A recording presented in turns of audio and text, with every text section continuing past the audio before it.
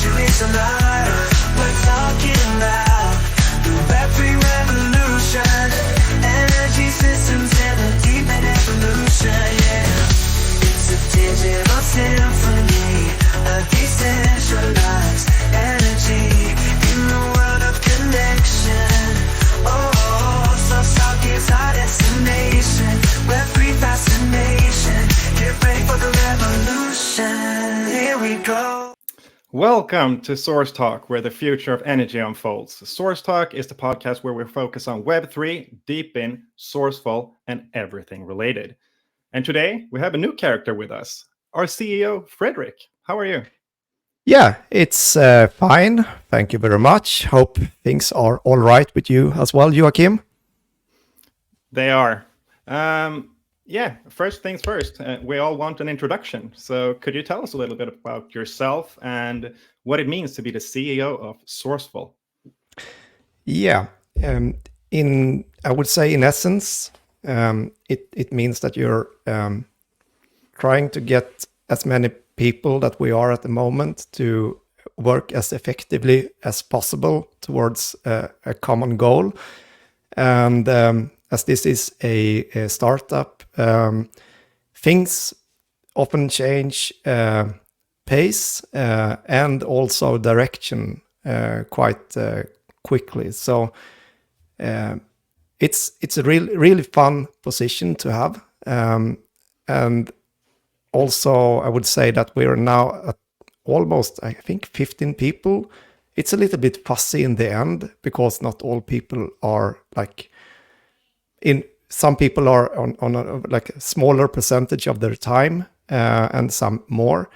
But there are a lot of people involved in the project at the moment. So just keeping track of everything that happens on a daily basis and trying to get this working as effective as possible. And that's a challenge, but it's super fun. And that's mainly what I'm doing. And also as the CEO, I'm supposed to also promote the project and sell the project and also keeping everyone in the project as happy as possible. So that's my role. Yeah, and you being my boss, I obviously think you're doing a great job. So we're going to get back to your background and things like that so you can further introduce yourself. But first up, we have some announcements for the upcoming week. And one of those is that you and I actually are going to Tech Arena the 22nd to 23rd of February in Stockholm. Yeah, and when we record this, it's just a couple of days. So actually this Thursday and Friday for the upcoming week. So we're hyped about this.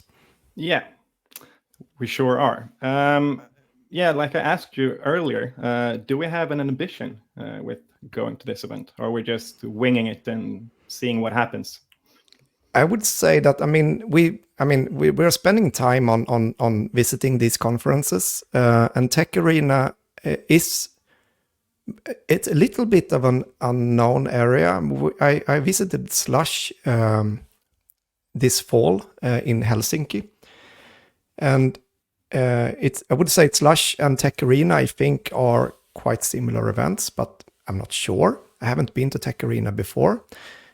So my ambition for this event is to network and meet as many people as possible and hopefully get in contact and meet people within the energy sector, because there are always two sides of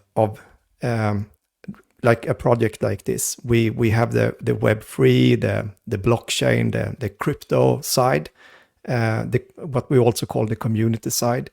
But there is also the corporate side when we will need to work with larger corporations, especially the energy companies, and I think that the meeting area for us is most likely like Tech Arena, Slush, and other conferences where we can meet them. So for Slush, for instance, I met with several energy companies, and that's really fruitful. So just being able to meet them, tell them about our project and what we're trying to achieve, get them aware of what we're doing and such.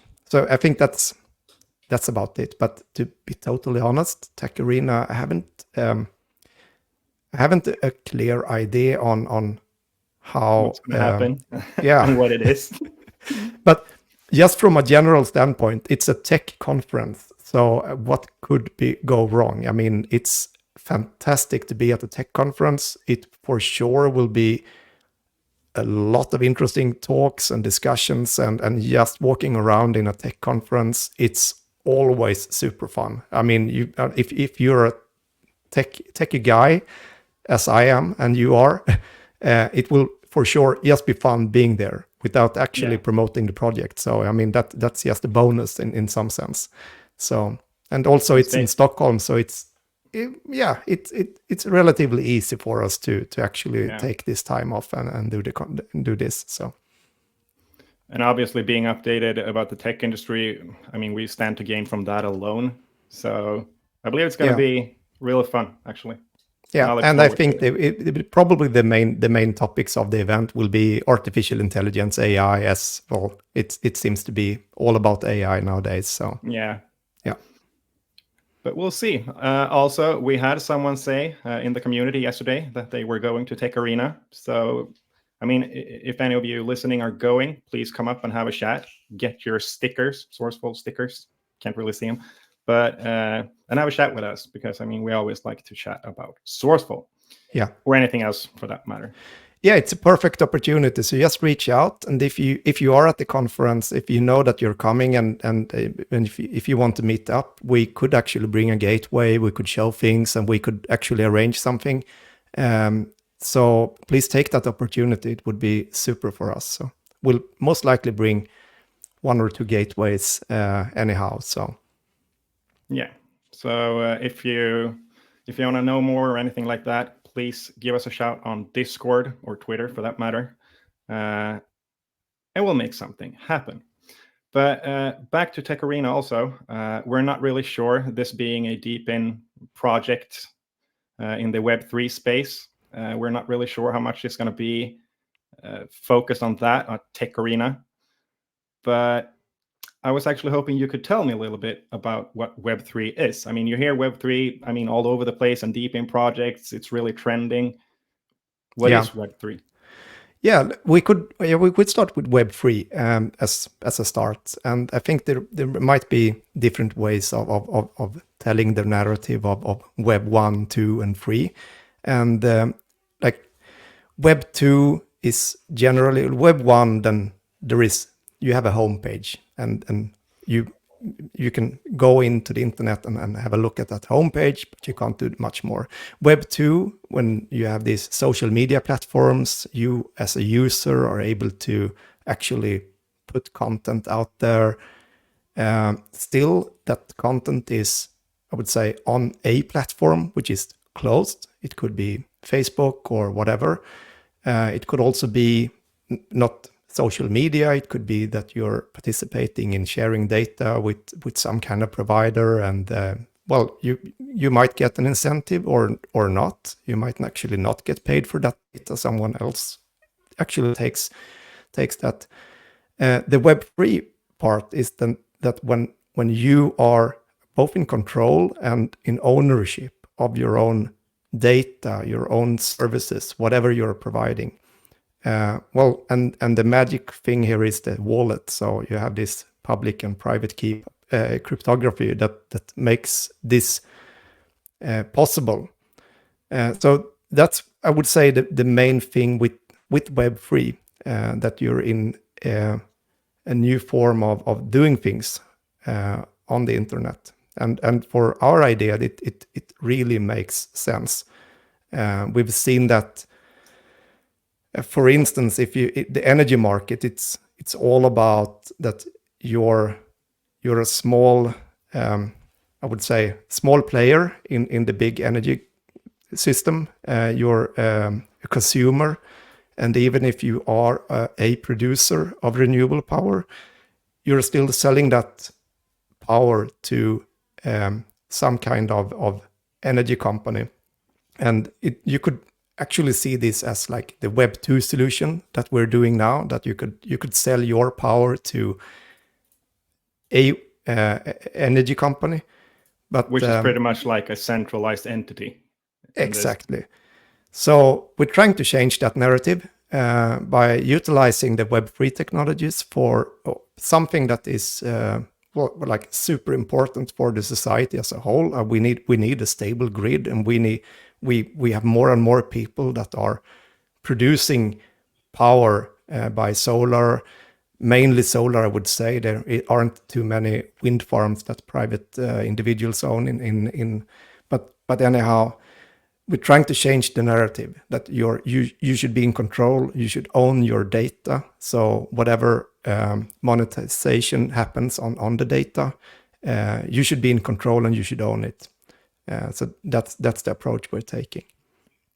And to continue on this, that's essentially when you're mixing the blockchain and tokenomics, and when you have a token on a blockchain as a reward mechanism, and you're linking this to physical assets. It could be any kind of physical assets. In this case, what we're working with is the renewable energy. We have the gateway, but essentially we're talking about energy and power, electricity. But you could link this to other things. There are several DeepIn projects, and I think what's often considered as the OG original DeepIn project is Helium. So the term DeepIn hasn't been around that long, actually. It's, I would say, a new thing. But I strongly believe that DeepIn is the next narrative, the big narrative in blockchain and Web3. We're seeing that all over the place now, more and more DeepIn projects, and I strongly believe this is the big next narrative, and that's what our belief is.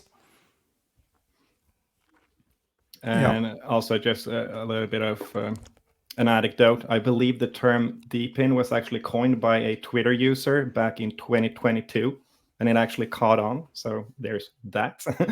Yeah.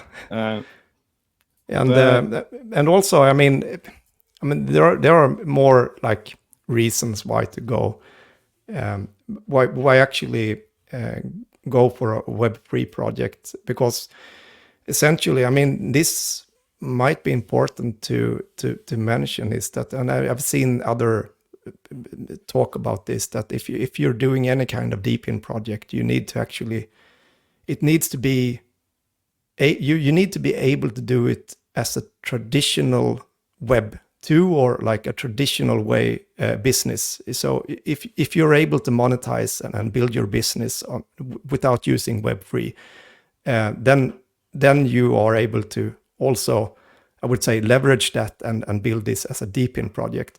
So it's you still need to have like a basic assumption of that this is going to work. You need to have some kind of influx of services, and you need to know that someone's interested in whatever physical asset that you're creating this system on top of. So, and this is definitely one of these sectors. The energy sector is a vast sector in terms of economics. We all need electricity. We all need power. So it's super interesting in that sense. We've seen that Helium, that for instance is working with connectivity.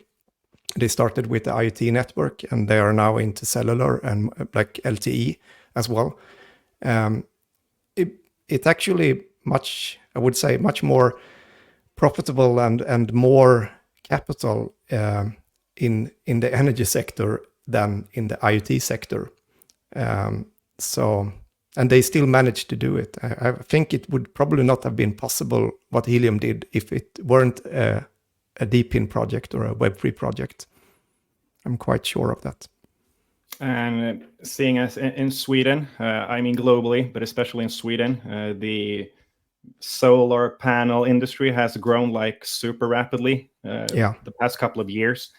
And I mean, it's the same globally, but in terms of deepin projects, we have seen other deepin projects like Demo, Hive Mapper, Wingbits. I mean, I don't know if I should call them like, but the end users, the consumers, seem to like this approach.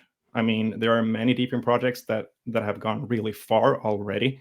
Yeah. So, I mean, being in the energy industry, which is like the most relevant industry in Sweden right now, I mean, I believe that's a good thing.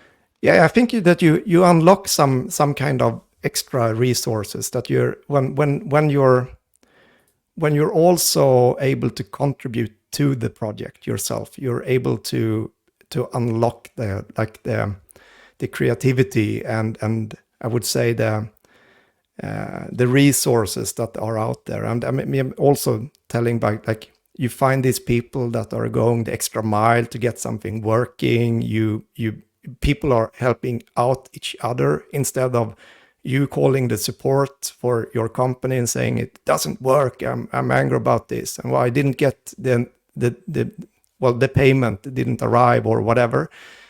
Instead, when you're building this as a community approach with the Web3 approach, you get you get something different, and I think that's also much more powerful. I think even if we are talking about this now and we see that there are several other Web3 and deepin projects, also we are so early. I mean, the general audience, the general public, the general person out there in the world, they don't know about these things. So there is, I would say, only a way forward, which is up from here, which is also super fun to be early into these kind of projects. Yeah. And that is obviously our goal also, to get like the general public to understand these things and to jump on the Srcful journey. Yeah. And there are a lot of challenges. So, I mean, just one start, like one big challenge is that like I would say a normal person that has PV panels, solar on well, just getting them to install a Solana wallet on their phone. And then also they need to have some basic understanding on like they need to, well, take care of their private key and the seed words and all that. It's a totally different approach. I think there will be, I mean, we'll have the early adopters that for them this will be something super interesting, and this might be actually the main take of why they are doing this, because they also believe the same thing that we are.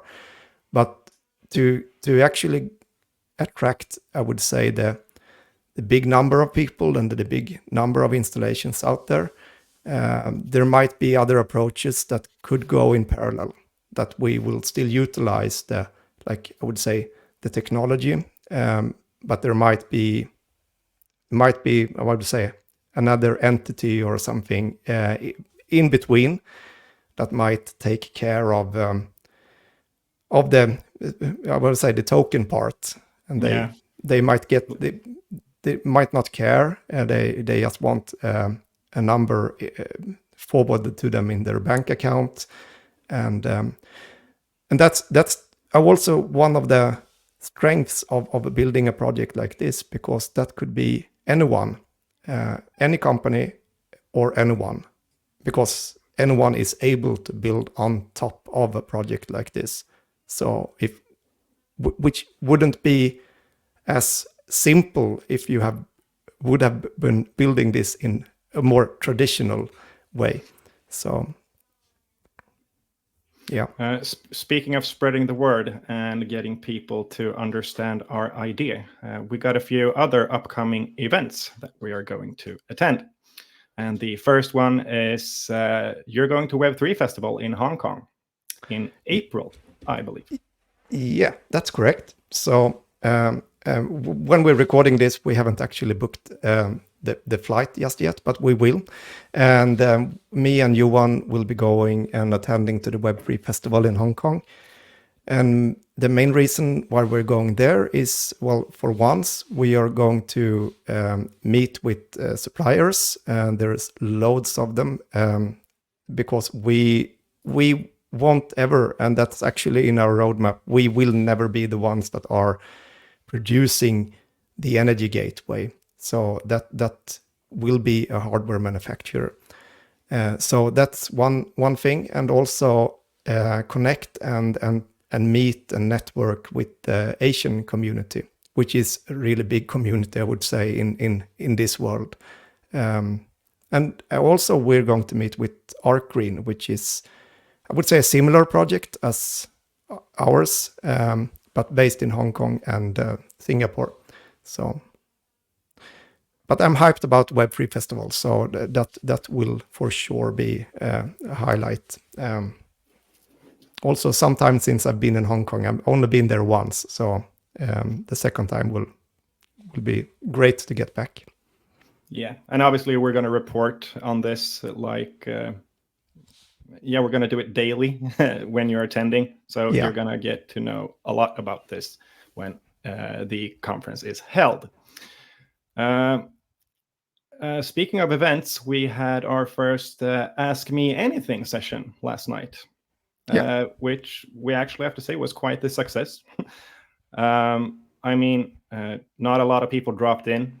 We were a little bit, we didn't really prepare for this. We pretty much did this on the fly. So we announced it like a few hours earlier. So, but we were actually thinking of doing this recurringly. So there are going to be a lot more AMA sessions coming up, possibly both on Discord like we did yesterday, and also Twitter. So stay tuned for updates on that. Other upcoming events.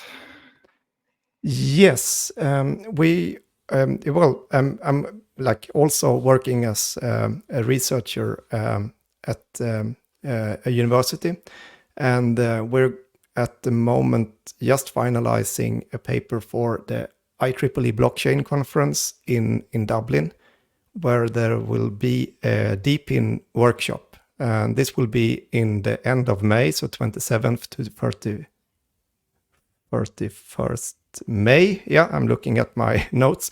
And so we'll most likely attend to that workshop. And that will be actually the first academic paper on the Srcful technical architecture. So if you're interested in how we are building this, both from, I would say, the firmware side on the gateways to the backend, there will soon be a paper that explains the full architecture of this.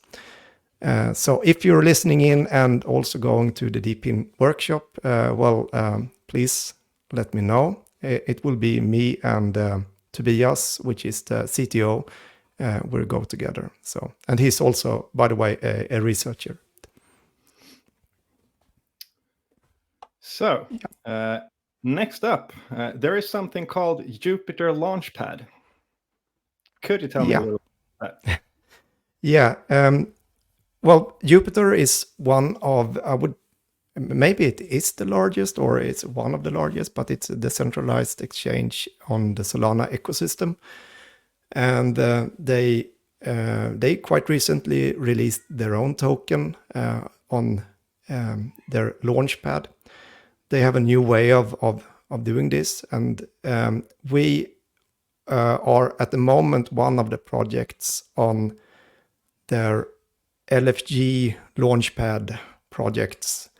That means that, well, they will choose one project or maybe several, but obviously we are not guaranteed by any way of being one of those projects. But in essence, this will mean that the community will take care, like the Jupyter and the community will help out with the liquidity of the source token. And that would be very beneficial for the whole project. So we'll drop a link, and if you're interested in promoting Srcful in that sense, please do. Yeah, because you can go in and vote for projects actually on the Launchpad. So having a lot of votes obviously ensures a better chance of getting on the project. So if you could drop a vote, we would appreciate that, of course. Yeah. Also, being a little bit of news, we're coming back to this again and again, but our developers are still working on implementing functionality in the configurator, and they're working on this daily, so that's super impressive. But there are a few things that's not yet functional, but they are working really hard to get every function working. So obviously, like we always do, we're going to drop a Twitter post and a Discord post once new functionality is released. Same goes for our design. I mentioned earlier that we're solidifying our design, but like always, there are new things coming up and we get a great idea that we want to implement, but we're working really hard on that as well. So, I mean, you could just drop onto the configurator or our web daily, and you might see some small changes. But obviously, we're going to announce more about this too. The main thing right now for Srcful internally, and maybe for our users as well, is the DUI gateway. We released the firmware for it last week, I believe. And we have a few things to mention about the DUI gateway. We didn't really communicate this earlier, but it's implied. But if you're gonna connect your inverter to your gateway, it has to be able to communicate over Modbus TCP. That is essential. So and that's how it looks at the moment. That's that's the integration that we are building upon. As I would say, the majority of the inverters that we have been working with so far have had this integration. So that's where we put our efforts. Might be more ways in the near future, but as it is now. Yeah, and also as I've seen in the community earlier today, actually, there are ways to modify. There are like dongles and things like that actually works with Modbus, so you might be able to hack it a little bit. And also we have this table of compatible inverters.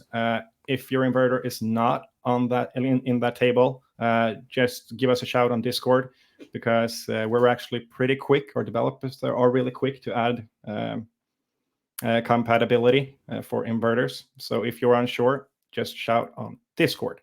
Yeah, and also that's I would say that the main point of also releasing the firmware open source is that you are able to contribute. So if you know your things and you actually can help out with the development, and you're also able to test out your compatibility with your inverter without actually buying a crypto chip or actually joining in, you could test it out. If it works, then you know. If it doesn't, yeah, you know. So. And also, we released a firmware for the Rack Helium Miner version 2, and it is possible to dual mine as of right now. Am I right? Yeah, that's correct. Yeah. So we're launching this as like the first. This is one part of the roadmap. Is that we are going for obviously the do-it-yourself approach. You're able to. I mean, basically, we have a list of material. If you buy that list, it will work. If you're outside that list, it might work. Essentially, you just need some kind of computer that can run the firmware, and you also need a physical crypto chip that the firmware can communicate with. But anyhow, I would say the plug and play approach. And also that would be buying a helium gateway, and essentially we're working with RAK for being compliant with them. So at the moment, you are able to, if you have a ROC version 2 hotspot, a Helium gateway, then you are able to put our firmware on the same gateway, still mining Helium, and also mine source token and contribute to our platform as well. That is possible. And I would say the easiest option, if you want hardware, buy one of those and it will work out of the box. It's fully compliant. And there is no assembly required. So that's also good to know. Yeah. I mean, also having our firmware open source, there are other miners as well. So if you're good at hacking firmwares and things like that, there's nothing stopping you from modifying the firmware and getting your own miner to work. It's just that we don't really provide any type of support for any other miners as of right now. Yeah. I mean, if you can get it to work on another miner, that's totally fine as well. Speaking of hardware, in the bill of material, we mentioned the Raspberry Pi 4, but I saw earlier in the community that someone had gotten it to work on a Raspberry Pi 3. Not sure if it's the B or B plus version, but a Raspberry Pi 3 nonetheless. So that's also good to know. Yeah. And also, like I said earlier, if you have any questions regarding the DUI gateway or anything like that, if you would want a case for a small fee, we can hook you up with that as well, especially now initially, since we haven't grown that much yet. But there wouldn't really be an issue printing 20 cases. Maybe not, I mean, further down the road, but if you want a case, we can totally help you out. So now, actually, for the main topic of this podcast, which is going to be a little bit longer than our previous podcast, which is actually good. I mean, we have you here right now. So, Fredrik's take on Srcful. Could you tell us who we are?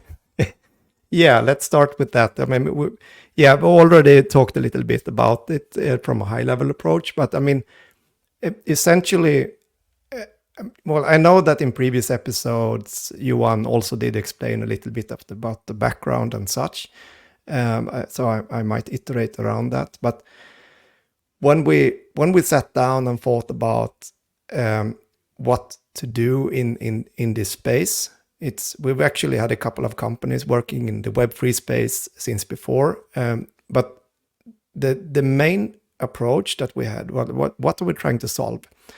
And essentially, we're trying to solve the problem of, I would say, decentralization in the energy system. What we see in the energy system at the moment is that the more small sites with power production, and mainly these are the homeowners, it's a good thing that you produce renewable power. That's actually something that is good in terms of sustainability. But it's also a challenge for the energy grid, because essentially, I mean, you have traditionally, since way back, you have these big power plants, and then you have consumers. And then you get more and more power that is produced in the ends of the system, like in the actual nodes. That means that the people that were usually just a consumer of energy now is also a consumer and a producer. And this happens all the time. And we have governmental incentives of installing renewable power, and in total, it's a good thing. But it also opens up for new challenges in the energy system. So if there is a sunny day, obviously we're producing a lot of solar power. If it's a less sunny day, or if that is happening, well, someone needs to produce that amount of power. And the more power that is not controlled by the energy companies, then the control problem for them gets harder and harder. So essentially, what we're trying to do is to link these together. So that's the high level explanation of what we're trying to solve. And you could also see that, I mean, it's a lot of other companies working within the same sector. I mean, the problem is there, and there are loads of companies trying to solve this problem. But what I would say traditional companies they are trying to solve this problem by the traditional way, like the Web 2 way, like the centralized approach. So, and we think that the way of solving the problem of decentralization is by using like a decentralized technology. So that's essentially what we're trying to do. And like the very, very short pitch for a homeowner that has solar panels on the roof is that, well, you can actually get more incentives than you're already having. Instead of just selling your energy and you get like reduced power bill, you're also able to get rewards. You can still sell your energy. That's not anything that changes. But you can also get rewards for sharing your data. And it might seem strange that, well, doesn't the energy company already know what I'm producing? No, actually not. They don't. They know the amount of power that is going in and out of your utility meter. So it could happen that you're charging your car at the same time there is a sun and you're producing power. And if that is the same amount, your utility meter will actually show like zero export and import, like theoretically. That means that there is a lack of data. We're actually creating, I would say, the energy companies that are in control of the whole system, they aren't in control of the whole system anymore. So that's what we're trying to solve. So there is one part is the data part, which is worth a lot for the energy grid, for the companies, for the society as a whole. And we also have the control part. So if you're able to control appliances or power production, could actually be your EV charger, it could be whatever that is consuming or producing power. If you put control on that and you put that on a big scale and you're controlling a lot of small resources, you have something called a virtual power plant. And a VPP is a common acronym for what we're working with. So that is what we're doing essentially. So we're doing, I would say, the same thing that many other companies are doing, but we are doing it in, I would say, a more effective way for connecting a lot of small resources and not being dependent on a single company, a single entity. Yeah, you're in control, like your energy, your power. I mean, yeah, our slogan. Yeah. Yeah, obviously, I mean, there's been a lot of interests in Srcful. I mean, along the way, it's been shown again and again. So, and obviously, this has evolved from like an idea. So obviously, it must come from a very smart man or very smart people. So if you could tell us a little bit more about yourself and your background that led to all of this. First off, we're Swedish, so we're often quite humble about the approach. But anyhow, it's not a one-person idea. It's not a one-person project. We are several people. We started this. We were 4 people when we started, and we are at the moment 6 co-founders. And as I said earlier, that we can probably add about 10 people on top of that are in some way involved in the project at the moment.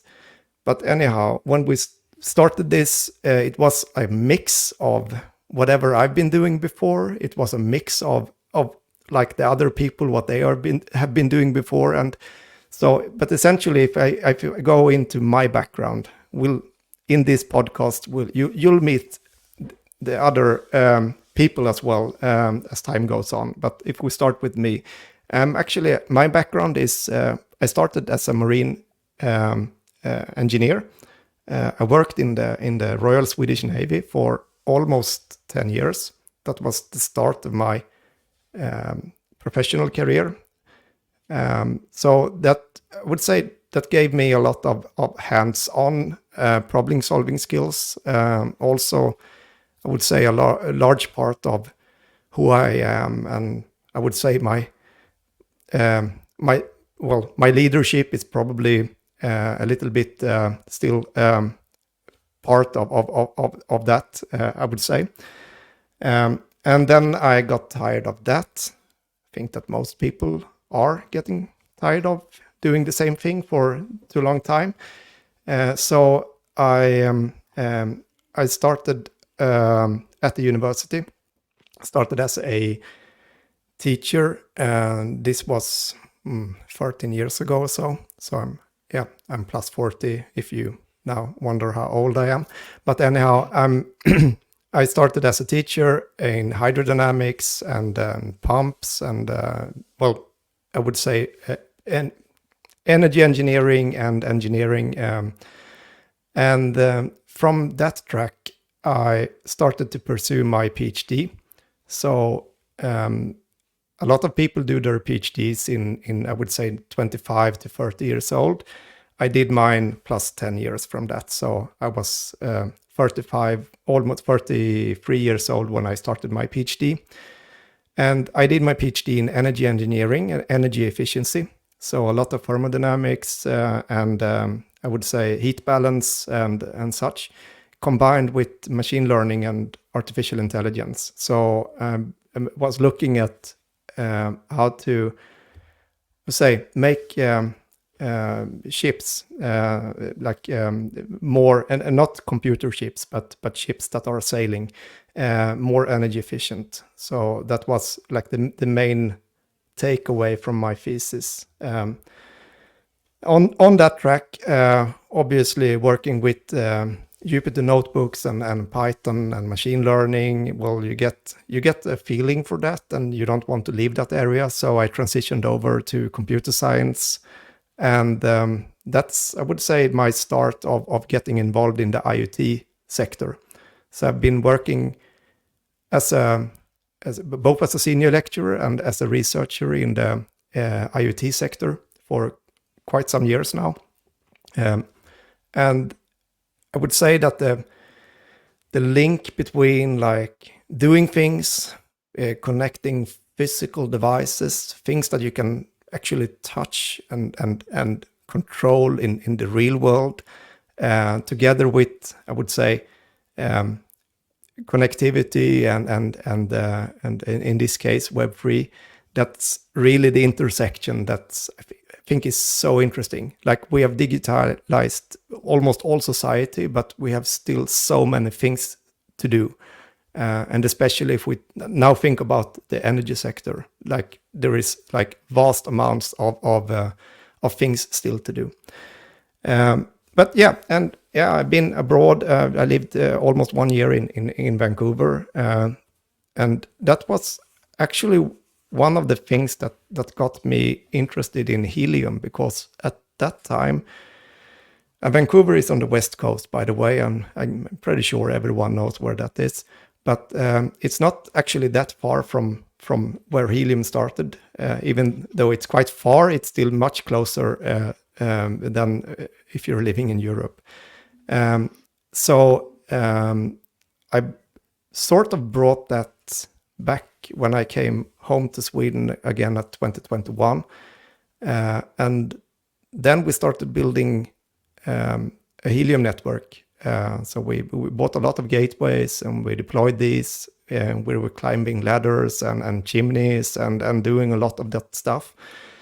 That was probably like the start of, I would say, of where we are at the moment, because more and more people gathered around the general theme of building things with this kind of technology, and here we are. So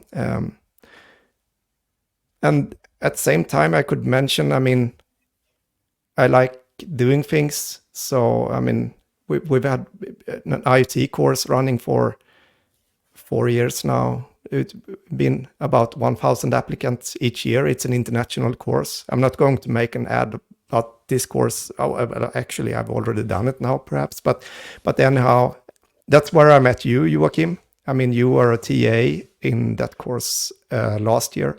Yep. So, yeah.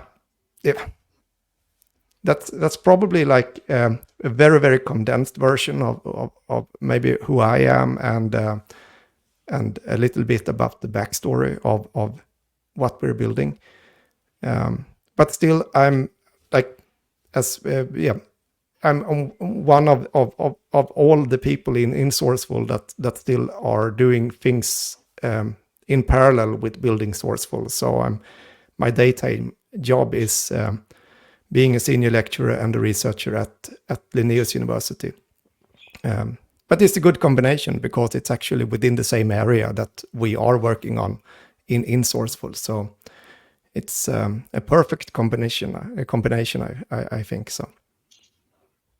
And I mean, it's one of the reasons that led you down this role, obviously.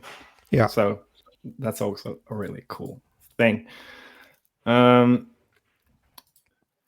So yeah, we have a few more topics actually, and obviously the vision. You obviously gave us that, but yeah, the main idea. We have a little note here. Yeah, as I said before, I mean, the main idea why we started this was we looked at this.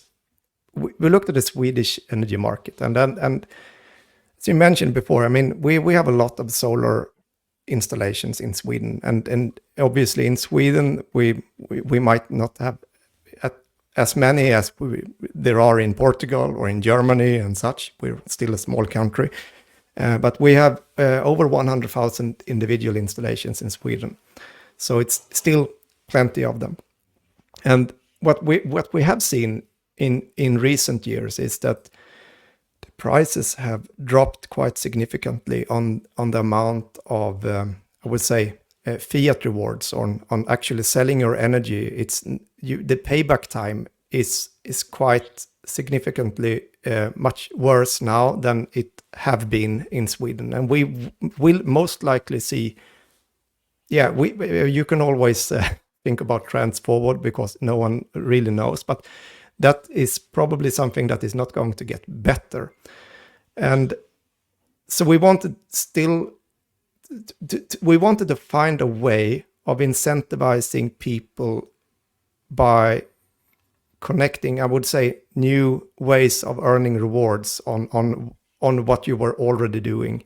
And in this way, we can also make more people install PVs and solar panels because it will be more profitable. So that was the main idea. And we saw that, I mean, there is a power in this kind of technology. I mean, when we start up a community on a vision, like for instance, like I always go back to helium because I think that's really what the interesting part is.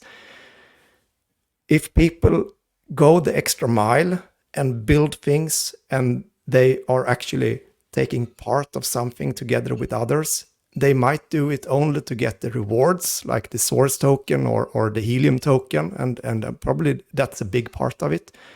But still, it's a lot of people working with something together. It's not a single company that is selling a device and then you have like a big support channel where people can like, and you need payouts, and you can actually build something from the ground up, which wouldn't have been possible without this approach. And that's essentially what we want to do. So I think that like the big vision, like the really large grand vision of Srcful is that we're building the largest virtual power plant. So the world's largest energy power plant in some sense. That's the grand vision of Srcful. So we will be able to handle a lot of things that depending on which country, etc., because there are different jurisdictions and such, but peer-to-peer energy trading, yeah, that will be possible. as we are working with Solana as the blockchain, I mean, you actually have a really, really good base on building things on top of that.